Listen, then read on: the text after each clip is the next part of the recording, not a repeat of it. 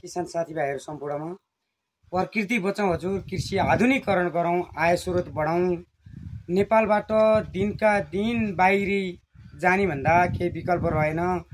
किसानीले नि नेपालमै बसेर केही गरेर खाने वातावरण छ है भनेर चाहिँ म यसमा चाहिँ लाइभ परेर चाहिँ अगाडि बढ्दैछु। हेर्नु होला, यी ग्राफ्टिङ टेक्नोलोजीहरू भित्राएको छु। यो नासपति बोटमा हेर्नु होला, यसरी स्याउहरू फुलिरहेका छन्। अब यी यसरी फुलेका छन्, यसका टुप्पा टुप्पामा पनि स्याउहरू फलिरहेका छन्।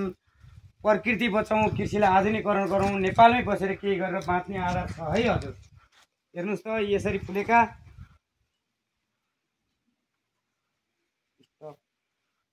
यहाँ चाहिँ मैले धेरै जातका चाहिँ रिसर्च गरिरहेको छु। यसमा 5-7 आइटमका फलफुलहरू यो तयार हुँदैछन्। अब यतापट्टि हेर्नु होला, यहाँ नासपति, यसमा चाहिँ सबै ग्राफ्टिङ गरेका चाहिँ यसरी आइरहेका छन्। अनि अर्को कुरा भनेको चाहिँ हजुर एयर लेयरिङ गरेर है हजुर। यो सुनकागतीको बिरुवा हामीले एयर लेयरिङ गरेर निकाल्न सकिन्छ। ल हेर्नु होला, हामीले मोल हाल्दाखेरि फलफुलहरू मोल हाल्दाखेरि यसको बोटको फेदमा नभइकन रिङ्गै हामीले चारैतिर खनेर कुलेसो बनाएर मोल हालेर हामीले चाहिँ यसलाई चाहिँ चलाएर हामीले यसरी पुर्दिनुपर्छ। कतिको चाहिँ बानी के छ भने मोल ल्याएर घ्याप्प ल्याएर फेदमा राखिदिनुहुन्छ। फेदमा राखेको मोल भनेको चाहिँ जब बर्खामा पानी पर्छ त्यसको रस मात्र पाउने भयो भने हामीले यसरी हालेको मोलमा चाहिँ मजाले यिनीहरूका यस्ता यस्ता मसिना कलिला जराले चाहिँ पाउँछन् है हजुर। यो तरिकाले मोल हाल्नुपर्छ। यो चाहिँ उन्नत केरा हो, 2550 कोसा केरा फलेको यही हो है हजुर। भर्खरी माथिबाट घरि लागेका छन्, 4-5 हात यसले खुला छोड्छ, त्यसपछि भरिँदै भरिँदै भरिँदै आउने हो है हजुर। यो प्रजातिको केरा। कृषि आधुनिकीकरणमा ल हेर्नु होला, मैले ग्राफ्टिङ गरेको स्याउ चाहिँ हेर्नुहोस् त, एउटा 2टा 3टा 4टा 5वटा दाना लागेका छन्। यसमा मैले यहाँबाट ग्राफ्टिङ गरिदिएको छु। ल हेर्नु होला, यी ग्राफ्टिङ गरेको नि यत्रो भएर आयो। ल हेर्नुहोस् त, कति राम्रा दाना लागेका छन् त। कृषि आधुनिकीकरण भएन र हजुर, बाँच्ने आधार छैन र। फल लायो, यसले जति तलबाट आएको खानेकुरा सबै यो बच्चालाई दिनुपर्ने कारणले यो बढ्न सकेन। यो ग्राफ्टिङ गरेको चाहिँ हेर्नु त, कति मजाले यति लामो भएर आए। यो ग्राफ्टिङ टेक्नोलोजीमा राम्रो छ। हेर्नु होला, यी बोटहरू चाहिँ यस्तो हलक्क भएर आए, यो पनि यसरी आए। यिनीहरूमा चाहिँ तपाईँको चाहिँ बोट बढ्दै जान्छ। धेरै माथि गयो भनेपछि हामीले यसको मुन्टा चिमाट्नुपर्छ।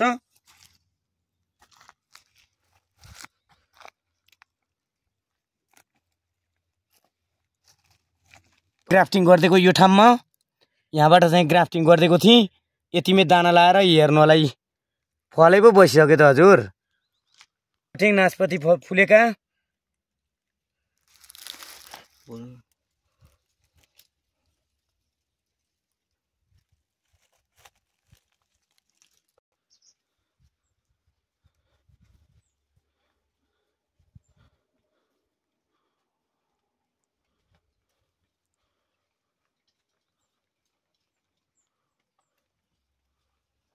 ल हेर्नु होला, यो चाहिँ ग्राफ्टिङ गरेर तयार भए। म यसको प्लास्टिक खोल्दैछु है हजुर।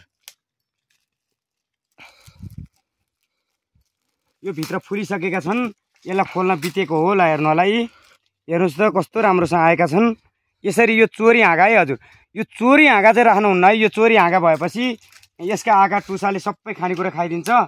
यसको पनि खोल्न बितेछ। ल हेर्नु होला, यी म यो नि खोल्दैछु। ल हेर्नुहोस्, यो पनि फुलिसकेको छ। ल हेर्नुहोस् त कस्तो मजाले फुलेका छन् होइन र। प्रकृति बचाउँ हजुर, कृषिलाई आधुनिकीकरण गरौँ, बाँच्ने आधार छ। सधैँ किसान बाहिर मात्र गएर के गर्ने हजुर। नेपालमै बाहिर गए तापनि 2 रुपियाँ भोलि बाँच्नको लागि भनेर कृषिमै लागौँ। हेर्नु होला, यो सबै सफल भएन। यो सफल भयो, यो सफल भयो, यो त असफलै छन्। यसको चाहिँ टुसा आउँदैछ। यो चोरी हाँगामा हामीले फाल्न पर्यो हजुर।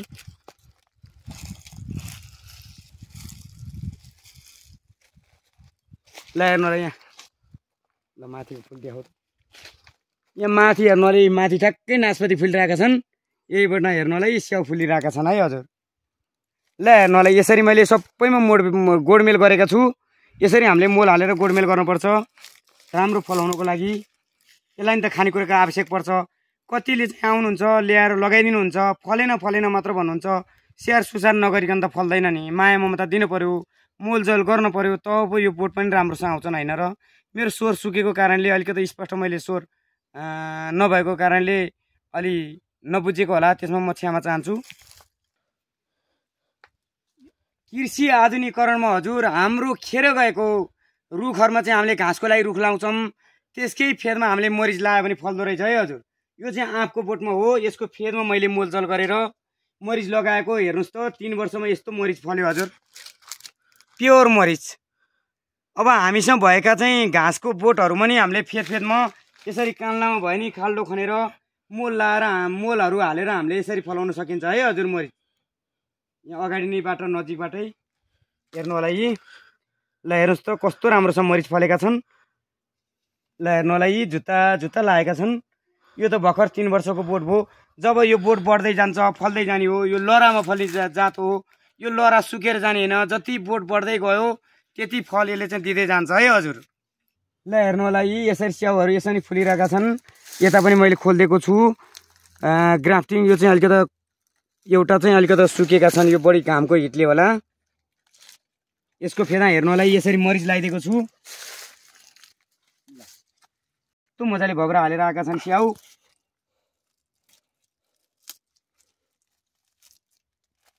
ल हेर्नुहोस् त कस्तो मजा भएर आयो होइन र।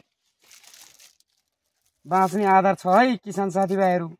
जग्गा जमिन छ, जग्गा जमिन मातृभूमिका जग्गा जमिन रोएर बसेका छन् हजुर। तपाईँ हामी बाहिर विदेशी र कति समय विदेशी नि, एक दिन नेपालमै आएर त केही त गर्नु पर्यो। जग्गा जमिनलाई हामीले रोएर सधैँ विदेशिएर मात्र हुन्न हजुर। विदेशी पनि घर परिवार छन् यहाँ। ल है त्यो जग्गा जमिनमा फलफुलहरू लगाएर भोलि म आएर बस्दा पनि पेन्सनको केही आधार आय स्रोतको बाटो खुला गर्दै जाउँ। 2 रुपियाँ कमाइन्छ, अलिकति आफ्नो जग्गा जमिनलाई खर्चलाई भनेर चाहिँ छुट्याउँ। वर्षेनी त्यसलाई चाहिँ मोलजल गर्ने फलफुलका बिरुवाहरू ल्याएर लगाएर 2 वर्ष 4 वर्ष तपाईँहरू बाहिर जानुहुन्छ, त्यति बेलासम्म बोट बिरुवाहरूलाई स्याहार